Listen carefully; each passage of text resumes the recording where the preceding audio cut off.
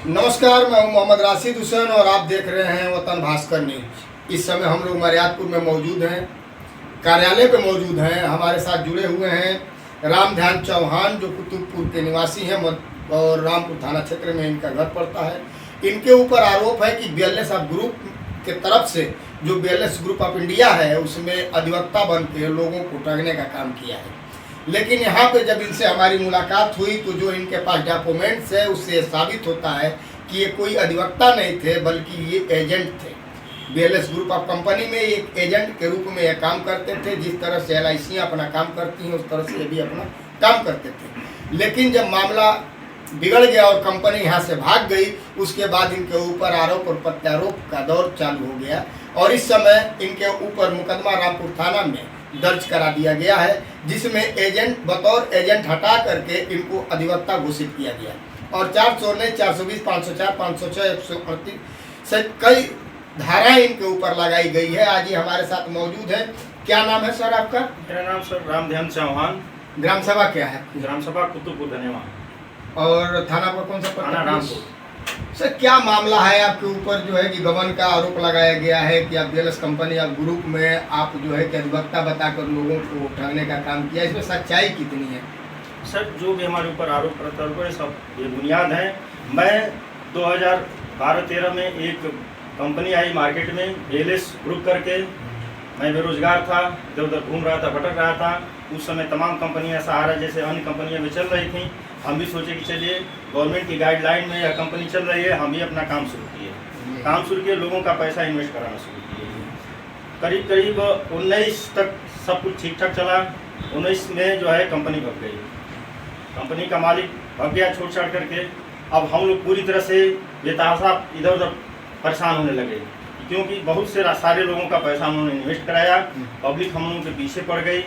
इसी क्रम में यह जो है ये भी मैटर आया। हम चाहेंगे कि जो आपके डॉक्यूमेंट्स हैं, जो आपने एफआईआर की कॉपी ले रखी है, इसको कैमरे पे दिखाएं ताकि लोगों को पता चले ये क्या है। ये जो कागज है, ये ऊपर का जो फर्स्ट पृष्ठ है, ये सब कंपनी पे हम लोगों ने मुकदमा किया हुआ है। आप लोगों ने कंपनी पे मुकदमा किया जब कंपनी भग गई? जी। फिर क्या हुआ? मुकदमा किया हुआ है, ये चल रहा है, कोई नतीजाधीन है।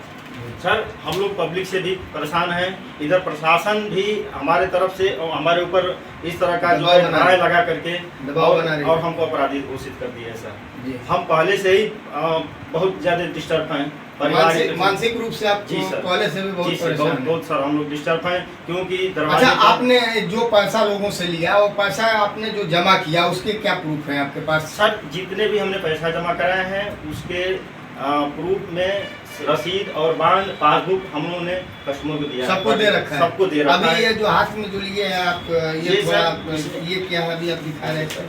ये हमारा आईडी है, एजेंट प्रूफ है। और ये जो है डिटेल है, स्टेटमेंट है इन पार्टी का जिनका इन्वेस्ट हुआ है। ये जो है फिक्स का रसीद है, जो बॉन्ड होता है, बॉन्ड ये रसीद है। हाँ, रसीद है फिक्स का, 1 लाख का फिक्स है। इसके बाद ये एक आईडी खुली थी जिसमें 60,000 इन्वेस्ट है। इसमें डिटेल भी है और रसीद भी है, हमारे पास है, सारे चीज़ मौजूद है। और ये हमने LIC का भी इनका एक पॉलिसी खोला था। यानी सारे मिला करके हमने जो भी पैसे इनसे प्राप्त किए उनका बाकायदे बाई रसीद इनका तैयार किया, आपने दे दिया, हमने दे दिया इनको। अभी ये आपके हाथ में ये है, ये सब सर ये हमको गलत तरीके से कंपनी का अधिवक्ता बना करके हमारे ऊपर केस किया गया है, जबकि ये प्रमाण है लगभग 450 लोगों का हमने बीएलएस ग्रुप में इन्वेस्ट कराया है RD FD के रूप में। ये हमारा प्रमाण बताता है कि हम एक कार्यकर्ता के रूप में काम किए हैं। 2 पैसे के लालच में हमको भी रहे, 2 पैसा मिलेगा। हमने लोगों का भरोसा जीता। जिस तरह से मार्केट में सारी कंपनियां चल रही थी, हमने प्लान दिया, लोगों ने भरोसा किया और हमने इन्वेस्ट करा। अच्छा, कुछ लोगों का रिफंड भी हुआ था क्या? हाँ सर, रिफंड हुआ है। रिफंड हुआ है सर, बहुत सारे लोगों का रिफंड हुआ, हमारे पास रिकॉर्ड भी है। तो आप देख रहे हैं कि अभी राम ध्यान चौहान जो कुतुबपुर के हैं, थाना रामपुर में आता है इनका घर। इनसे हमारी बात हो रही थी। तमाम ये डॉक्यूमेंट्स है, इसमें आप देख सकते हैं कि किस तरह से ये जो है कोर्ट का कागज़ है। इन्होंने FIR कर मुकदमा कर रखा है दिल्ली कोर्ट से और ये तमाम इनके पास डॉक्यूमेंट्स है जो ये सिद्ध करता है कि अधिवक्ता नहीं थे और ये एक एजेंट के रूप में। सबसे बड़ा सवाल ये खड़ा होता है कि जब एक व्यक्ति अगर 300-400 लोगों का पैसा निवेश कराता है किसी कंपनी में, किसी ग्रुप में अगर इन्वेस्ट कराता है तो लोग उस पर भरोसा करते हैं। लेकिन 400 लोगों और 300 लगभग 400 लोगों का निवेश कराने के बाद तब तक लोगों को कैसे पता नहीं चला कि एक अधिवक्ता को पैसा दे रहे हैं या एक किसी एजेंट को दे रहे हैं। एक बात तो साफ है कि इन्होंने उसमें एजेंट का काम किया, पुलिस को गुमराह किया जा रहा है। पुलिस को गुमराह करके और इनके ऊपर एजेंट का जो पद है उसको हटा करके गुमराह करके पुलिस को मिसगाइड किया गया और पुलिस को बताया गया कि ये अधिवक्ता है और इनके ऊपर 419 और 420 का मुकदमा दायर किया गया, जो गलत है। पुलिस को इन्वेस्टिगेशन करना चाहिए, इन्वेस्टिगेट करना चाहिए और पता लगाना चाहिए कि पूरे मामले का तथ्य क्या है, उस आधार पे मुकदमा लिखा जाना चाहिए। फिलहाल यदि अगर मुकदमा लिख भी दिया गया है तो ये कोई बहुत बड़ी चीज़ नहीं है, अभी भी इसका विवेचना होना बाकी है। जो इसका विवेचक होगा, जो सब इंस्पेक्टर होंगे जिसको मिला होगा विवेचना करने के लिए, वो अभी भी ये सारे डॉक्यूमेंट्स को देख करके गलती को सुधारा जा सकता है।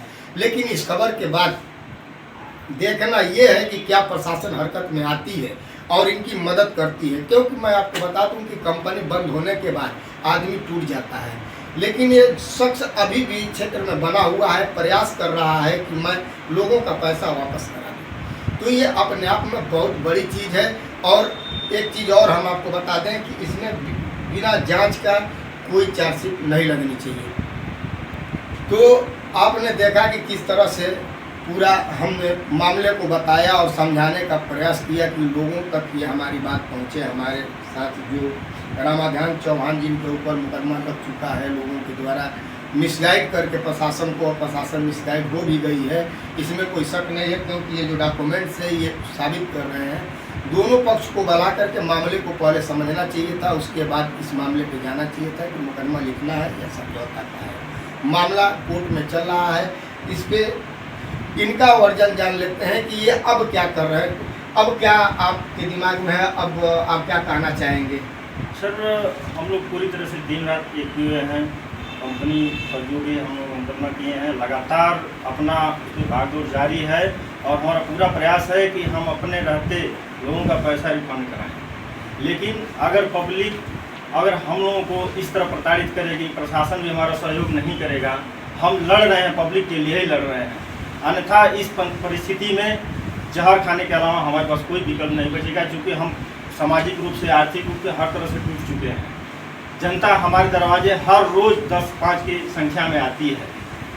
हमारा परिवार पूरी तरह से एकदम टूटा हुआ है, भयभीत है, डर है, सभी परिवार को डर है कि कहीं कोई अनहोनी न हो जाए, कोई घटना न हो जाए। सर, अगर इस परिस्थिति में अगर हमारा प्रशासन सहयोग नहीं करेगा, जनता सहयोग नहीं करेगी, तो हम जहर खाने के लिए मजबूर है और हम अपने परिवार, बाल बच्चों से, क्योंकि हमारा प्रताड़ना सामाजिक, आर्थिक हर तरह से हो रहा है, हम बाल बच्चे को नहीं छोड़ेंगे, हम अपने बाल बच्चों के साथ जहर खाएंगे, उनको भी प्रताड़ित होने के लिए नहीं छोड़ेंगे, हम अपने परिवार के साथ जहर खाएंगे। तो आपने देखा कि एक आदमी कितना मजबूर हो जाता है कि परिवार के साथ मरने की बात कर रहा है। मैं ईश्वर से यह कामना करूंगा कि इस तरह की परिस्थिति ना आए और प्रशासन इसको पूरी तरह से संज्ञान में ले और मामले का जांच करे, जो सही है वह उस बुनियाद पे काम करे।